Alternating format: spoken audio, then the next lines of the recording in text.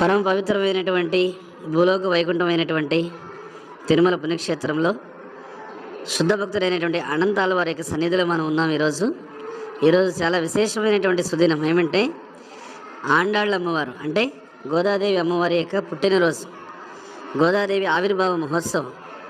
అదే సమయంలో విశేషమైన రోజు ఏమిటంటే ఈ రోజున అనంతాల వారి యొక్క తిరోభావ మహోత్సవం. సో ఇక్కడ మీరు అనంతాల వారిని చూడవచ్చు.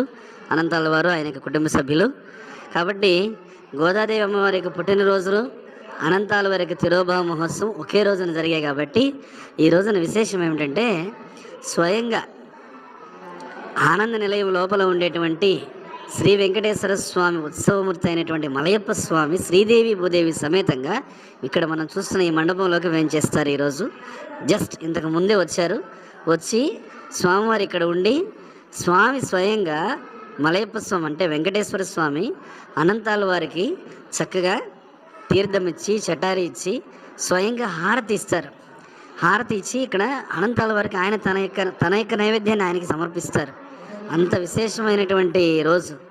భగవంతుడు స్వయంగా వచ్చి అనంతాల వారికి ఇక్కడ హారతినిచ్చేటువంటి విశేషమైన రోజు ఈరోజు అనంతాల వారి యొక్క తిరోభావ మహోత్సవం రోజు. సంవత్సరంలో 2 సార్లు భగవంతుడు ఇదే మండపంలోకి వస్తాడు.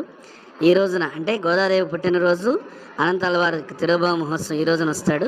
తర్వాత స్వామివారి బ్రహ్మోత్సవాలు చక్రస్నానం అయిన మరుసటి రోజు కూడా స్వామివారు ఇక్కడికి వస్తారు. ఇలా సంవత్సరంలో 2 సార్లు శుద్ధ భక్తులను దర్శించడానికి వచ్చేటువంటి విశేషమైన అరుదైనటువంటి సన్నివేశం ఈ తిరుమల కొండ మీద అనంతాల వారి యొక్క పూల తోటలో పురుసయ్య వారి తోట అంటారు. ఇక్కడ మాత్రమే జరుగుతుంది. చాలా చాలా అదృష్టం. స్వామివారు వేంచేసిన ఈ మండపాన్ని ఇది 1000 సంవత్సరాల క్రితం అనంతాచారి ఇక్కడే భగవంతుడికి పూలమాలగా కుట్టేవాడు, తయారు చేసేవాడు. అలాంటి విశేషమైనటువంటి ప్రదేశాన్ని సందర్శించి బయట అనంతాల వారి యొక్క బృందావనం అంటే అనంతాల వారి యొక్క సమాధిని కూడా దర్శించండి. అనంతాల వారిలాగా పూల సేవలో మనం సేవాభావాన్ని పెంపొందించుకుంటే అది నిజంగా మనం అనంతాల వారిని సేవించినట్టు. ఆ సేవాభావం ఏంటనేది నేను ఆ బృందావనం దగ్గర చెప్తాను. హరే కృష్ణ.